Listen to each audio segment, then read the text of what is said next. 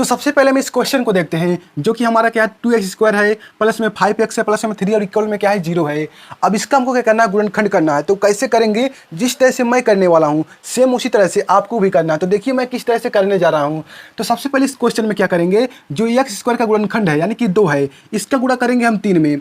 जब 2 का गुणा आप 3 में करेंगे तो हमारे पास कितना आ जाएगा, 6 आ जाएगा।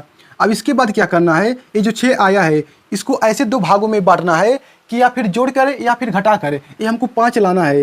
यानी कि जो यहाँ पर संख्या आ रहा है 6 को जब हम 2 भागों में बांटेंगे, जो संख्या आएगा हमारे पास, या फिर उसे जोड़िए या फिर उसे घटाइए, ये 5 आना चाहिए। अब गुणा जब उन दोनों का करें तो 6 आना चाहिए।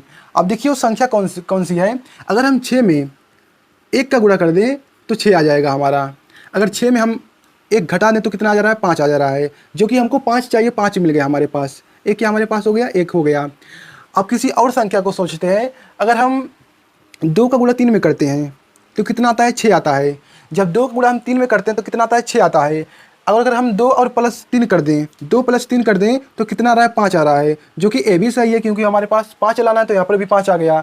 अब यहाँ पर हमको दिक्कत क्या हो रहा है, अब हम माइनस का लें या प्लस का लें, क्योंकि यहाँ पर हम जोड़ कर ला रहे हैं, यहाँ पर घटा कर ला रहे हैं। तो हमको इन दोनों में से किसी एक को ही लिखना है। तो आप किसको लेंगे, तो देखिए इसका डिसाइड करेगा क्वेश्चन है। अगर यहाँ पर जो अचर पद है यानी जो 3 है, 3 के सामने जो चिन्ह है अगर प्लस है तो हमको जोड़ कर लाना पड़ेगा 5, जोड़ कर लाना पड़ेगा 5। अगर यहाँ पर माइनस है तो हमको घटा कर लाना पड़ेगा 5। जो कि यहाँ पर प्लस है, इसलिए हमको 6 को ऐसी 2 संख्याओं में बांटना है कि जोड़ने पर 5 आना चाहिए और गुणा करने पर 6 आना चाहिए, जो कि हमारा यहाँ पर मिल जा रहा है। और ये हमारा नहीं है क्योंकि यहाँ पर घटा कर जब घटा रहे हैं तब 5 आ रहा है और यहाँ पर जोड़ने पर आ रहा है, इसलिए सही है क्योंकि हमको जोड़ कर लाना है। यहाँ पर प्लस है ना, इसलिए हमको जोड़ कर लाना पड़ेगा। अगर यहीं पर माइनस होता तो हम इस चीज़ को लेते हैं, लेकिन यहाँ पर प्लस है इसलिए हमको इसको लेना पड़ेगा, क्योंकि यहाँ पर जब 2 + 3 करें तब 5 आ रहा है। तो इस क्या करेंगे, वो संख्या हमारी 2 संख्या कौन सी हैं, 2 है और 3 है, 2 है और 3 है। एक बार और समझाता हूँ, जैसे एक बार और। सबसे पहले हम क्या करेंगे, जो x² का गुणनखंड है, जो x² का गुणनखंड है 2 है, इसका गुणा करेंगे हम 3 में। किस में करेंगे, 3 में करेंगे। जब 2 का गुणा 3 में करेंगे तो कितना आ रहा है, 6 आ रहा है। अभी 6 को ऐसी 2 संख्याओं में बांटना है कि या फिर जोड़ें या फिर घटाएं, ये 5 आना चाहिए।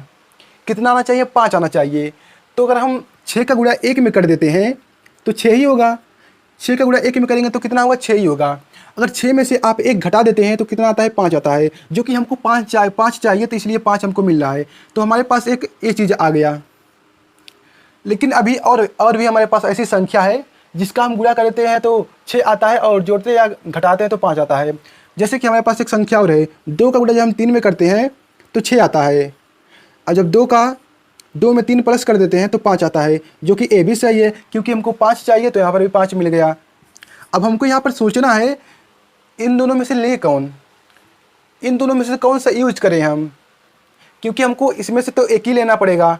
तो देखिए इसका डिसाइड करेगा आपका क्वेश्चन है, जो कि अचर पद है, यानी कि जो 3 के सामने जो चिन्ह होगा वही डिसाइड करेगा कि आपको कौन सा लेना है। यहाँ पर प्लस है इसलिए हमको जो 5 आएगा उसे जोड़ कर लाना पड़ेगा। यानी कि अगर यहाँ पर प्लस होगा तो आपको ऐसी 2 संख्या सोचना पड़ेगा कि जोड़ने पर 5 आए। लेकिन अगर यहाँ पर माइनस होता तो आपको क्या करना पड़ता, ऐसी 2 संख्या सोचना पड़ता कि घटाने पर 5 आए और गुणा करने पर 6 आए। लेकिन यहाँ पर प्लस है इसलिए हमको ऐसी 2 संख्या सोचना पड़ेगा कि उनका गुणा करें तो 6 आए, लेकिन उनका जब उनको हम आपस में जोड़ें तो कितना आना चाहिए, 5 आना चाहिए। जो कि हमारा यहाँ पर मिल रहा है और ये हमारा नहीं है। तो संख्या कौन सी है, 2 है और 3 है। क्या है, 2 है और 3 है।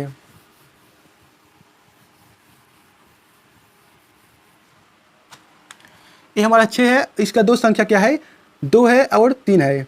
जब गुणा करते हैं तो 6 आता है और जब जोड़ते हैं तो 5 आता है। अब इसे कैसे लिखेंगे, देखिए ध्यान से। सबसे पहले ये वाला चीज़ जो है इसे यहाँ पर उतार देते हैं, 2x² हो जाएगा। इसे हम ऐसे उतार देंगे। अब जो हमारा 5 है, जो हमारा 5 है, अभी हमने जो संख्या प्राप्त किया है इसके जगह पर इसको लिखना है। 5 की जगह पर हमको इतना लिखना है, क्योंकि जब 2 और 3 को जोड़ेंगे तो 5 हो जाएगा। यानी कि आप 5 को इस तरह से लिख सकते हो। तो क्या कीजिए, आप 5 की जगह पर 2 + 3 लिखिए। लेकिन यहाँ पर एक्स गुणे में है तो यहाँ पर लगा दीजिए एक्स को, आप प्लस में जो बाकी सब है उसे उतार लीजिए। अब उसके बाद क्या करना है, अब उसके बाद इसे हल करते हैं। 2x² हो जाएगा, प्लस में इसका गुणा हम इसमें करेंगे तो कितना आ जाएगा 2x हो जाएगा, अब प्लस में इसका गुणा करेंगे 3x हो जाएगा। अब बाकी सबको ऐसे उतार लेते हैं। अब इसके बाद आपको क्या करना है, इतने में और इतने में दो भागों में बांटेंगे, एक ये हो गया हमारा, एक ये हो गया। अब इसमें आपको कुछ कॉमन दिख रहा होगा और इसमें भी कुछ आपको कॉमन दिख रहा होगा। कॉमन मतलब क्या होता है, जो दोनों में हो, यानी कि एक पार्ट हमारा ए है और एक पार्ट हमारा ए है। अब देखिए इसमें भी कुछ कॉमन होगा, इसमें भी कुछ कॉमन होगा। अब कॉमन का मतलब क्या होता है, जो दोनों में हो। देखिए यहाँ पर दो यहाँ पर भी है, दो यहाँ पर भी है, एक्स यहाँ पर भी है, एक्स यहाँ पर भी है। तो हम क्या करेंगे, 2x को कॉमन लेंगे। जब 2x को कॉमन लेंगे तो यहाँ पर बचेगा क्या, x बच जाएगा, क्योंकि आपने यहाँ दो कॉमन लिया है तो 2 से 2 चला गया, x कॉमन लिया तो यहाँ पर 2x है ना, x² का मतलब होता है 2, तो यहाँ से 1x चला गया। लेकिन यहाँ पर 1x बचा है ना, तो यहाँ पर लिख देंगे 1x। आप प्लस में जब इसका इसमें भाग देंगे तो एक बार में चला जाएगा, इसलिए यहाँ पर क्या बचेगा 1। जब आप 2x का भाग देंगे 2x से कट के 1 आ जाएगा ना, इसलिए हमने यहाँ पर 1 लिख दिया। लेकिन यहीं पर अब 2x² है, 2x गुणे में x इस तरह से है, और यहाँ पर क्या 2x है, 2 से 2 चला जाएगा, 1 से 1 चला जाएगा, और ये एक x बचा है जो कि हमने यहाँ पर लिख दिया है। तो आप समझ गए होंगे। इसके बाद हमको क्या करना है, यहाँ पर प्लस का चिन्ह लगाना है। जो चीज़ इसमें की है सेम उसी वही चीज़ हमको इसमें करना है। अब देखिए इसमें कुछ कॉमन होगा, इसमें कुछ कॉमन होगा, तो कॉमन क्या है, 3 कॉमन है, क्योंकि 3 इसमें भी है 3 उसमें भी है। तो यहाँ पर क्या लिखेंगे, 3 लिख देंगे, और यहाँ पर x को यहाँ पर उतार देंगे क्योंकि x बच जाएगा, और यहाँ पर क्या हो जाएगा 1 आ जाएगा, ये बराबर में 0। अब मान लीजिए आप यहाँ तक क्वेश्चन लगा दिए हैं।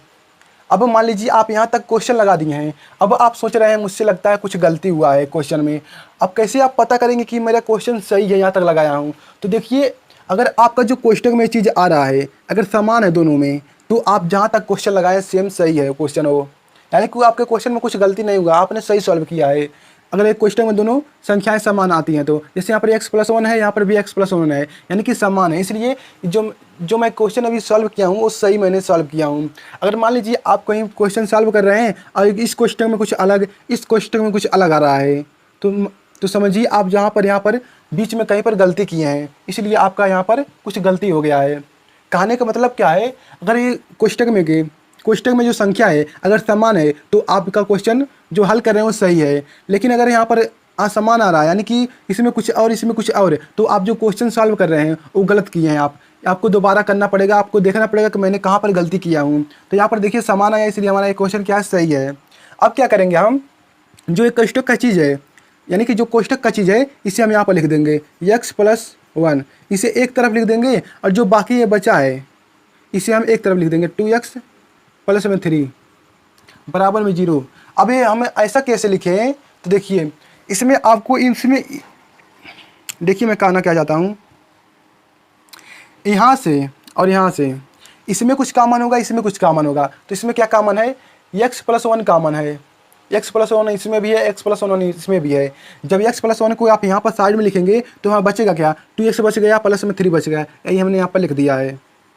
तो आप ऐसे ना लिखकर डायरेक्ट इस तरह से लिख सकते हैं, x+1 को अलग कर दीजिए और जो बाकी बचा है उसे एक कोष्ठक में अलग लिख दीजिए 2x + 3 इस तरह से।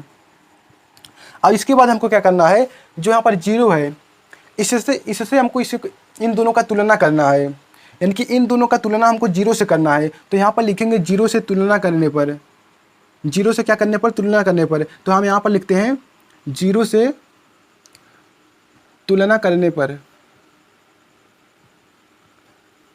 0 से तुलना करने पर। जब 0 से इसका तुलना करेंगे तो हो जाएगा x+1 बराबर 0। इसका भी कर रहे हैं तो 2x हो जाएगा, प्लस में 3 हो जाएगा, बराबर में 0 हो जाएगा। अब यहाँ से x का मान निकालेंगे तो यहाँ पर हो जाएगा x बराबर -1।